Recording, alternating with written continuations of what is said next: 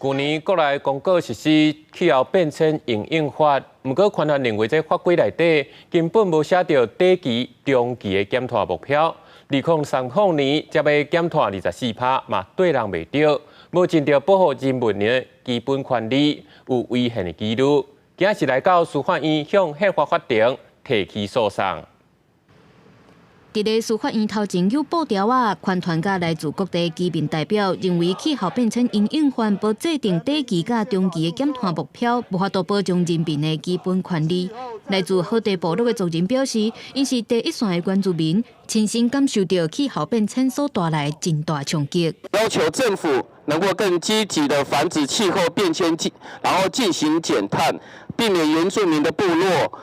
在强降雨或干旱的影响下，受到最严重的生存的威胁。包括农渔民拢深刻感受到极端气候的威胁。若是即马无减碳，责任就会传予咱未来子孙。小学生嘛认为，大人应该爱愈积极来减碳，无应该把家己爱做的代志交予世世来承担。不然让他们把功课都交给我们跟还没出生的小孩弄，这不公平。 权团嘛指出，针对国发会宣布2030年的减碳目标是要减碳24%，实在上过消极。阁有13个人认为气候法有违宪的疑虑，要提起国内头一件气候的宪法诉讼。 气候法的相关规定显然已经违反宪法，科予立法者保护人民基本权的义务。针对这件代志，环境部长施富新表示，目前制定的是一定要落实的目标。我们设定的目标应该是要非常的务实，可以达得到。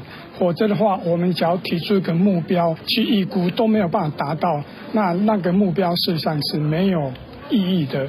环境部表示，应该按照各大产业甲民生的现况来制定目标，比定出一个无法度达成的目标更加重要。